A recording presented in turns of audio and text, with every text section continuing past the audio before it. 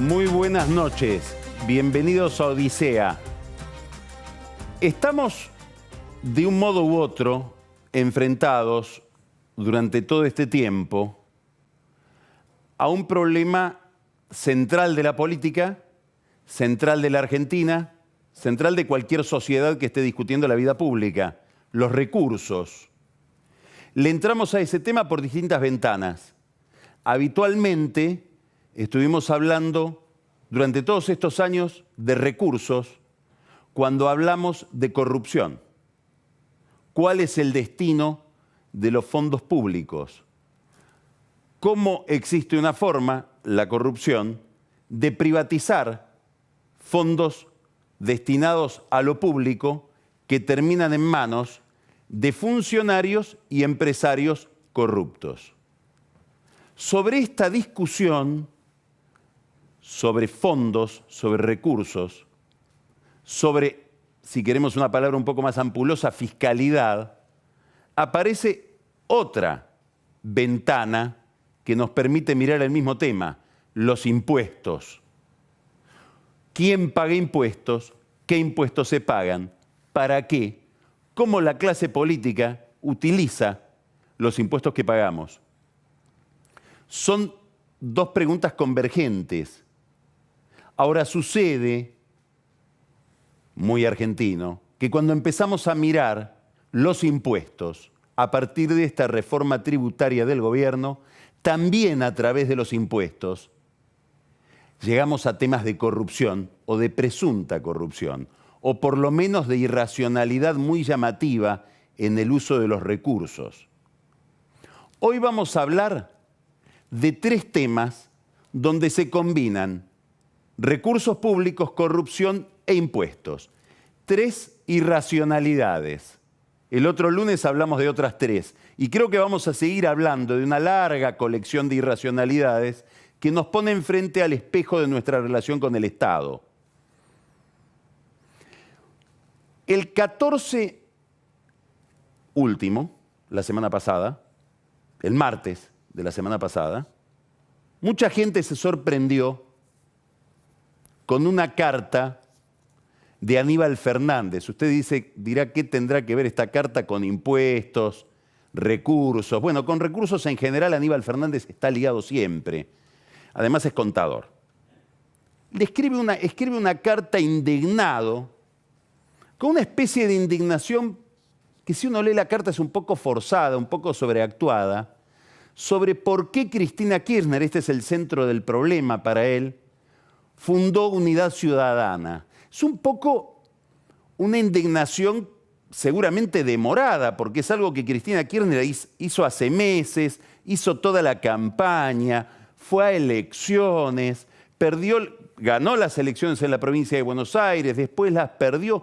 Todo eso pasó seguramente delante de los ojos de Aníbal Fernández, sin que le hubiera provocado ningún tipo de conmoción emocional. Bueno, ahora, tardíamente, Aníbal Fernández se da cuenta de que detrás de todo ese movimiento de Cristina Kirchner hay una traición, como dice él, a Juan Perón. Se abraza de la doctrina de Perón, que está un poco balbuceada en esa carta, se abraza también a Julio De Vido como una especie de despechado o traicionado por Cristina y hace un gran alegato político en nombre de lo que serían los valores tradicionales del peronismo en contra de quien hasta esa tarde aparentemente era su jefa, según él, el cuadro político más importante que había dado la Argentina en los últimos 50 años. Otro exabrupto u otro énfasis en sentido contrario de cuando estaba eufórico con Cristina. Rara la carta, como extemporánea, como fuera de contexto, salvo que uno mire lo que estaba pasando en ese momento en la ciudad de Nueva York. Alejandro Bursaco, de TIC,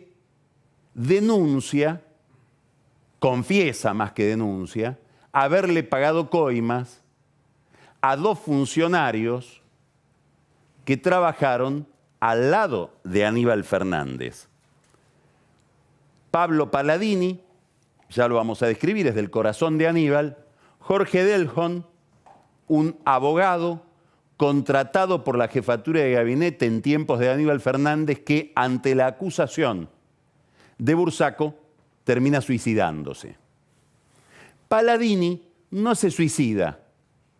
Ese mismo día dice que ni él ni su jefe, Aníbal, tienen nada que ver con la denuncia de Bursaco, que en realidad la que hablaba con Grondona, que era el destinatario final de todo este negocio, Julio Grondona, era Cristina Kirchner, Máximo Kirchner y Carlos Zanini, el secretario legal y técnico de la presidencia, que por primera vez, daría la impresión, aparece rosado en una de estas discusiones, causas, escándalos o crónicas policiales ligadas a la corrupción del kirchnerismo. Con los dichos de Palladino se empieza a advertir mejor el sentido de la carta de Aníbal.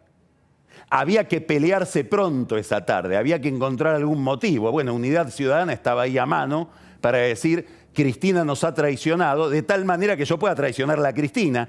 En 2 horas todo esto se liquida una relación que aparentemente era intimísima, de muchísimos años.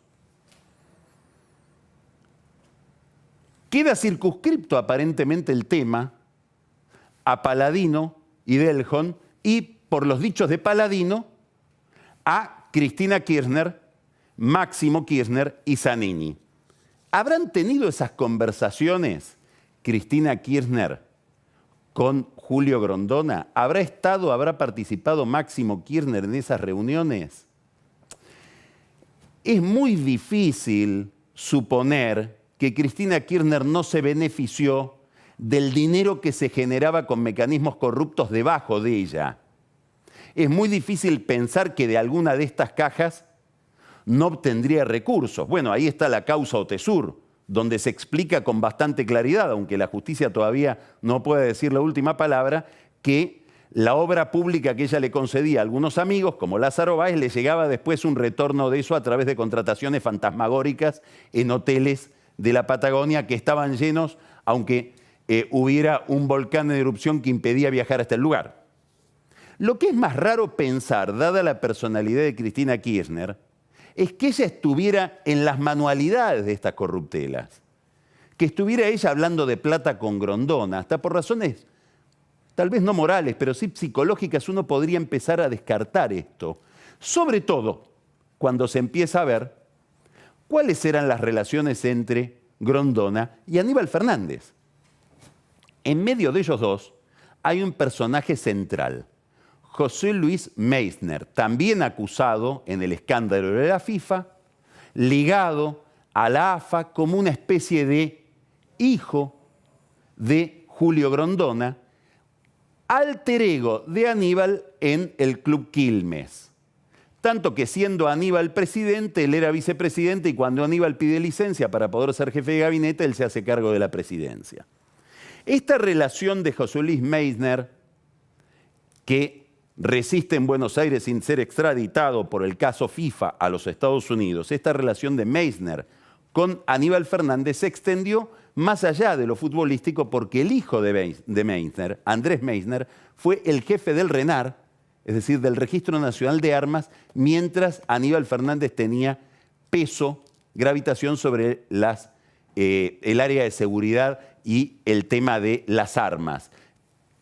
Y esta vinculación entre Meissner, Fernández y el hijo de Meissner termina salpicándolo a Aníbal Fernández con el tema del triple crimen, porque en el RENAR actuaba Martín Lanata, uno de los acusados de ese triple crimen. De ahí llegamos rápidamente a la caracterización de la Morsa, sobre la que todavía no podemos afirmar nada, porque presumiblemente haya habido otra Morsa dentro del gobierno de Cristina, además de Aníbal, o en combinación con Aníbal.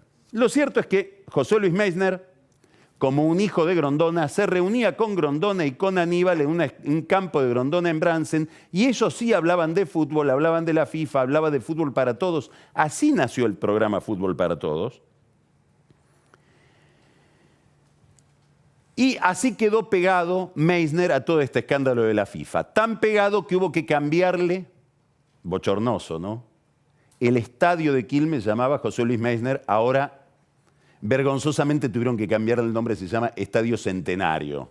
Habrá que ver si otros nombres de otros estadios, con gente tan problemática como Meissner, más famosa y más encumbrada, no empiezan a cambiarse también en este cambio de piel del peronismo. Yo, si fuera la familia Kirchner, estaría preocupado de si mi apellido va a continuar presidiendo tantos estadios, centros deportivos, de todo tipo de cosas que se le puso Kirchner en los últimos 12 años. Ahora que los peronistas empiezan a escribir cartas, también le empiezan a cambiar nombres a las cosas.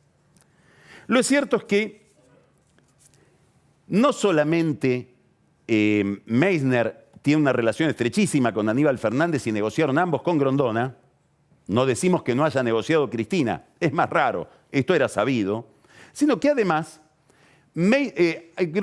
Aníbal es el que puso al frente de Fútbol para Todos a Paladino, el que esperó a que Aníbal escriba esa carta peleándose con Cristina para poder después denunciarla a Cristina, que hasta la mañana de ese día era la jefa de todos. Todo esto forma parte de una historia negra que tiene que ver no solamente con Fútbol para Todos, sino con la contratación de los derechos de televisación del Mundial del año 2014. Ahora aparece más claro qué es lo que pasó en ese momento, o aparece un poco más claro, todavía no sabemos muy bien.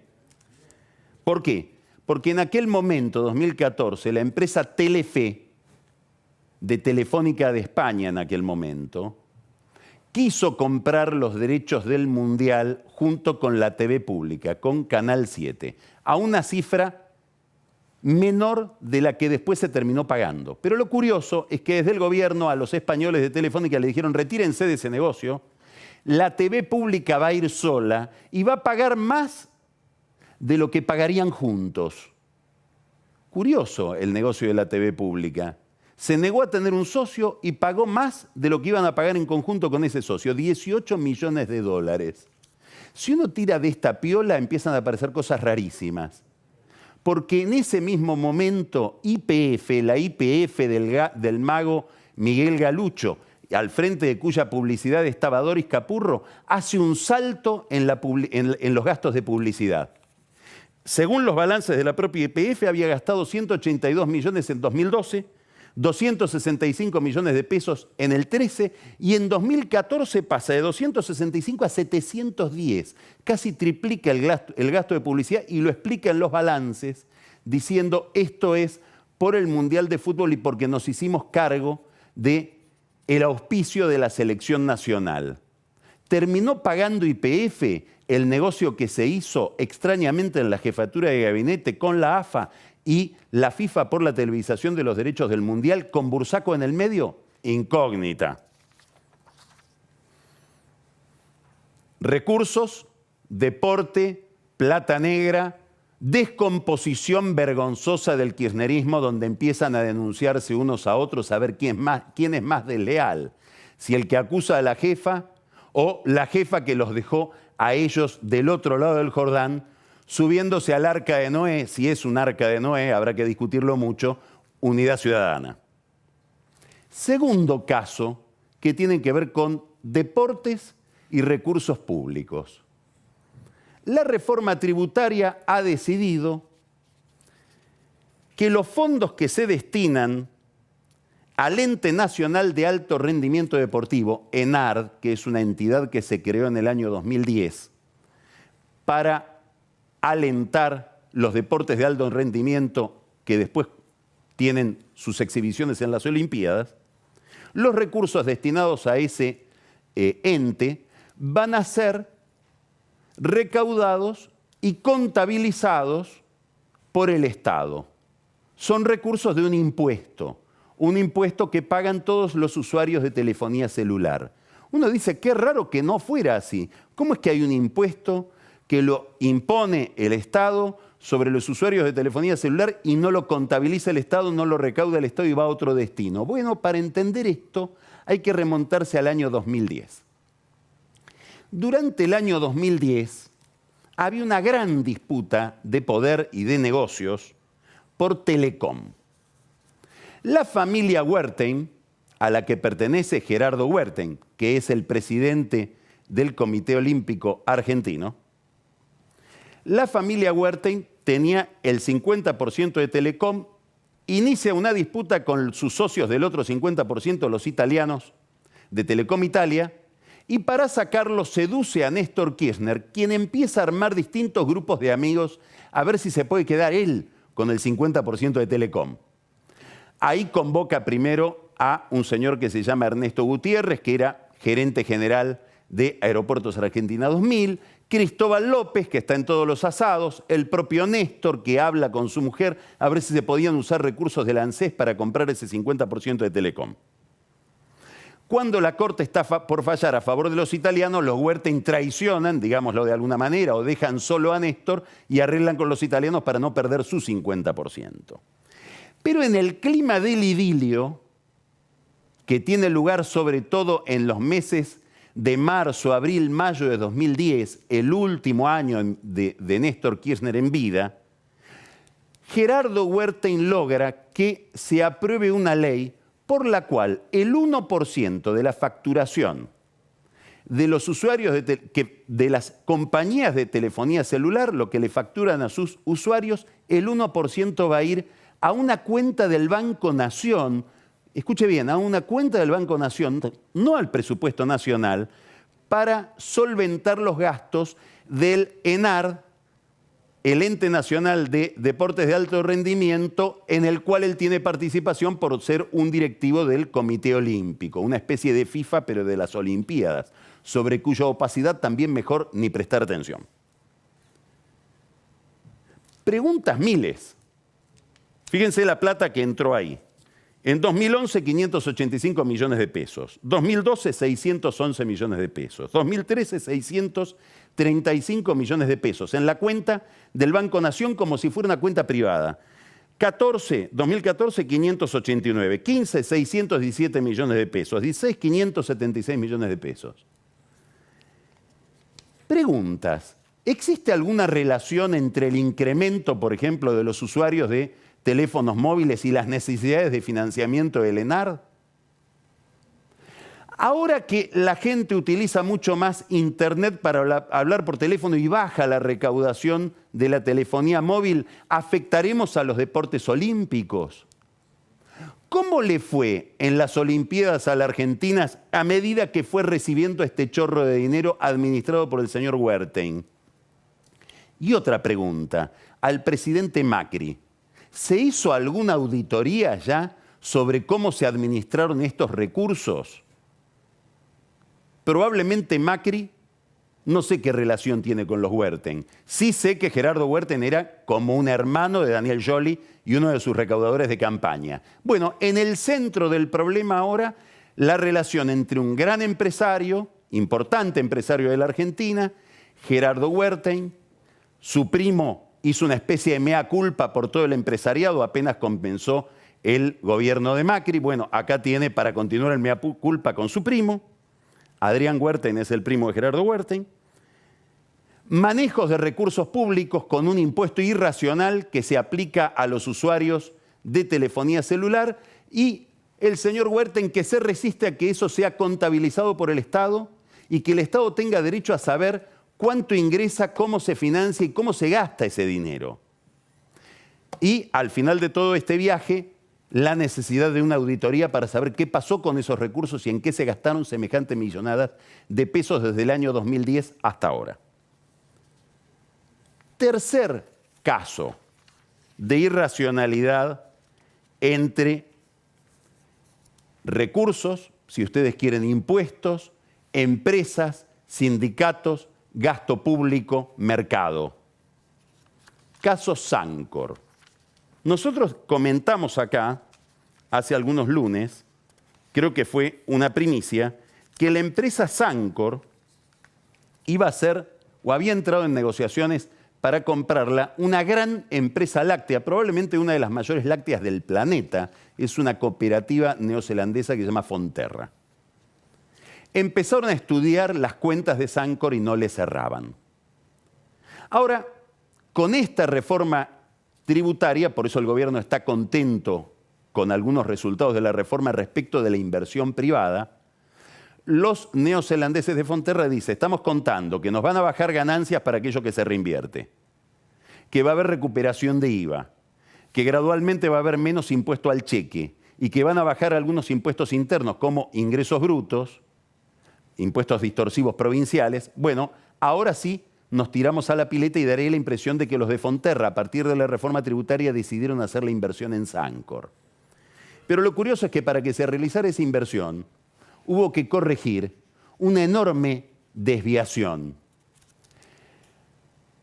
Los gerentes de Sancor, ni siquiera los dueños, porque los dueños están multiplicados en miles de personas, es una cooperativa, pagaban una cifra sideral al sindicato, a TILRA, el sindicato de la industria láctea, para que el sindicato guardara silencio respecto de determinadas desviaciones que había en la propia Sancor, que explican la quiebra de Sancor o el desfondamiento de Sancor. Esto fue una obsesión de Macri, que termina poniendo en la mira al secretario general de Atilra, que lograba salarios espectaculares que distorsionaban todo el negocio de la industria láctea a cambio de guardar silencio respecto de las cosas que pasaban dentro de Sancor. Entonces tenemos no solamente carga impositiva que hace inviables las empresas, sino cargas corporativas y negocios entre empresarios y sindicatos que ahora aparecen a la luz porque estamos hablando de algo muy concreto: costos, viabilidad, retiro de subsidios. Contamos el lunes pasado que se dispuso en Tierra del Fuego que las empresas de ensamblaje o de ensamblado electrónico en Tierra del Fuego decidieron que por 2 años no ajustan salarios y la UOM no abrió la boca porque los salarios son siderales, promedio 70.000 pesos. ¿Por qué esto? ¿Qué complicidades hay entre empresarios y sindicalistas en la Argentina de hoy o en la Argentina de todos estos años? Hay un papel de tornasol infalible que es la discusión de los recursos del Estado. Nosotros llegamos a esa discusión